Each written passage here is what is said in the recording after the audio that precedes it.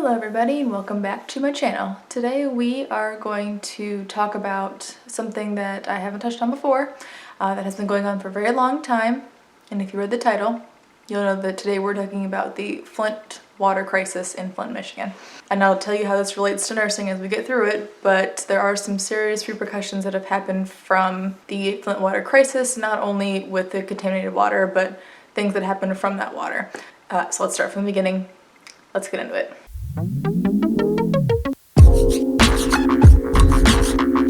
In 2014, Flint decided to switch their water source from Lake Huron to the Flint River, and they were planning on building their own treatment facility and then treating their own water, and this was a plan to save them millions of dollars across the next 25 years. So in theory, it sounded like a good idea. So this is where the issue all starts. So they switch from the Lake Huron and the Detroit River to the Flint River.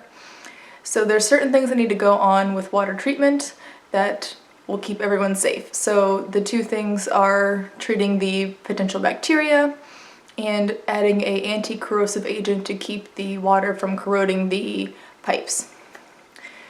So what do? Neither of those things. So they were probably trying to cut corners or whatever, or didn't know, which obviously you would have hired an expert, so obviously you didn't know and you chose not to, whatever. So they didn't add any anti-corrosive agents into the pipes, which therefore led to the pipes being corroded. So what happens when things are corroded?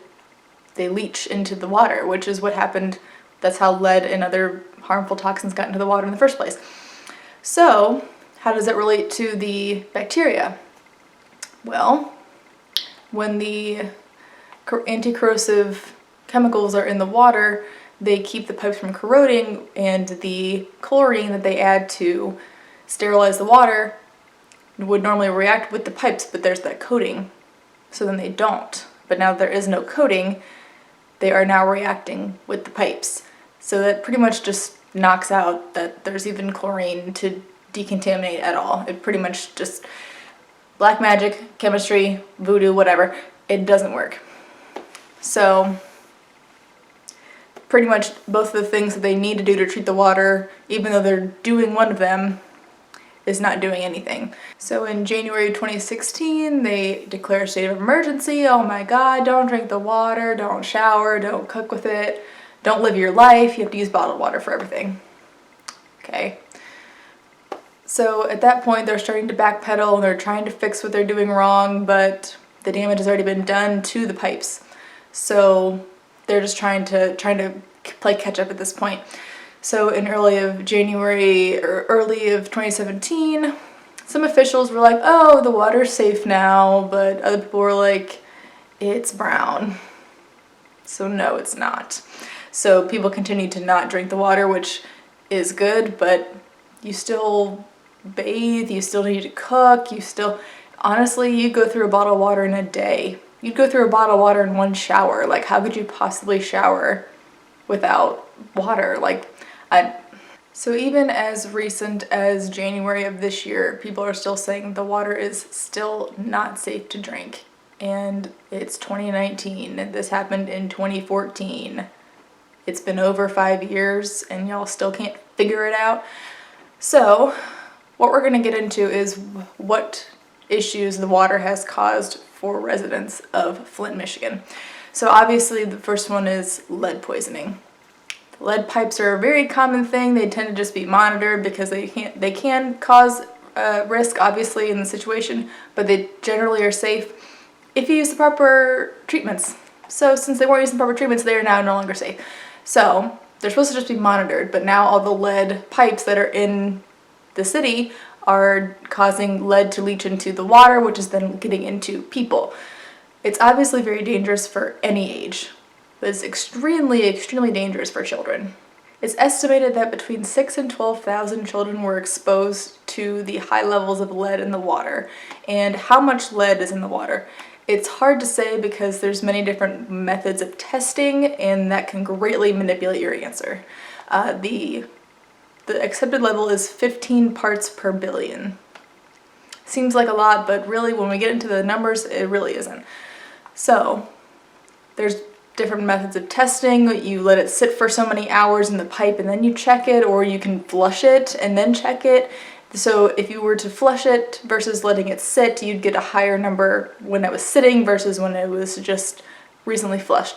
So it's a very uncontrolled way of testing.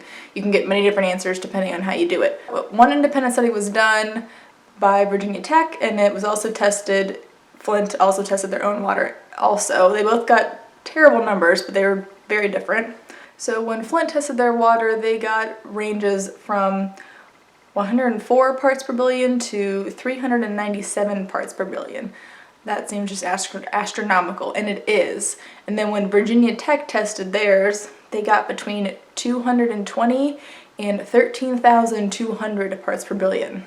So as I explained earlier, the method of testing greatly changes the result.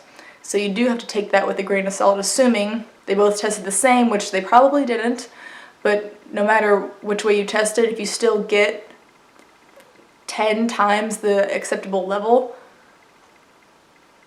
it's still wrong. Like, it's still a bad result, no matter how you tested it. So all of these children are being exposed to these extreme levels of lead, and these are the kind of symptoms that you might expect from lead poisoning. They're gonna start off with like headaches, being irritable, not being very hungry. They could start to lose weight, nausea, vomiting, abdominal pain. They could have hearing loss. They could even have seizures with a high enough level. These kind of symptoms are extremely dangerous. They should be treated right away. If you are a pregnant mother, your baby could have an extremely low birth weight and possibly be born very early in your pregnancy. So it's very dangerous for mothers as well. And adults have kind of similar symptoms, but they're also a little bit different. With adults, they could have like high blood pressure, joint pain, abdominal pain. They could have memory issues, and they can also affect their sperm, and you can also cause miscarriages as well. So exposure to this causes a really high risk for irreversible damage, brain damage, kidney damage. You can also damage the nervous system, and you can even have extreme seizures, and it can eventually lead to death. So far, no deaths have been reported directly from lead poisoning, but there could be very many cases that are still under investigation, or people who are having symptoms and don't really know what it's being caused from and aren't looking for lead poisoning necessarily. So how do you treat lead poisoning? First off, stop drinking lead water. Second off, you are supposed to take a certain amount of heavy metal toxicity medications that help pretty much drain it out of your blood, and it's excreted through your urine. A couple of those include EDTA, DMSA, dimercaprol, and atatate calcium disodium. So these medications help pull the lead out of your blood, and it's excreted through your urine. So hopefully you receive treatment before you have severe injuries, but this is the kind of thing that can happen with any amount of lead, and obviously the more exposure, the worse it's going to be. But there's a reason that there's regulations to keep this from happening, and whomever cut the corners or didn't know or whatever is responsible for all of this. And from the one article I read, many government officials have stepped down from their position throughout this whole issue from mishandling of the situation. And the mayor did offer an apology, which is great, but it doesn't turn back time. I did read in the article that he did donate a lot of money to help recover the situation, and also he budgeted a lot more money to continue to rectify it. So hopefully they can get back on track to where they'll be safe. But the issue is that the damage of the pipes has already been done. So we talked about the pipes themselves, now we're going to talk about the bacteria. You may have heard of Legionnaire's disease. This comes to mind often when I think of like dirty air conditioners. So It's just a really gross water-based bacteria, and you get it by inhaling it from the water itself. So if you have like a dirty air conditioner, you can get it that way. It's really gross. So the people were drinking this water or showering with it and ended up inhaling this bacteria, and it causes a severe form of pneumonia. So obviously you treat the pneumonia and you hope that you get it in time, but it has so far estimated to have killed 12 people. And that is a really tragic loss of life from a really stupid decision that someone made, and I don't really know who's going to pay for it. And it's really sad. So symptoms include the normal symptoms: cough, fever, headache, chills, muscle pain, but it can get worse into chest pain, shortness of breath. You can even have an altered mental status depending on how bad your infection is, and so you should seek medical treatment, and they're going to treat you with antibiotics and breathing treatments and rest and all that stuff, so hopefully you'll be able to recover. If it progresses even more, if the disease progresses even more, it can even turn into respiratory failure, septic shock. You can start going into kidney failure, and that can result in death as well. So in 2015, the city of Flint decided to return to the previous water treatment where they were getting their water from Lake Huron and the Detroit River. But as I said earlier, it's too little too late, girl. You already did the damage. So now they are replacing all of the lead pipes, which can take how long? So long. Really, how many lead pipes could there possibly be? It's going to take a really long time to fix that. So they're supposed to be done this year, but if anybody's ever lived in a zone where they've done road construction, you know that shit's not going to be done this year. It's going to take forever to get that done because just that's how the government works. It takes forever to get anything done. So that's my rant about the Flint water crisis, and this is the issues that the people are still dealing with 5 years after the fact.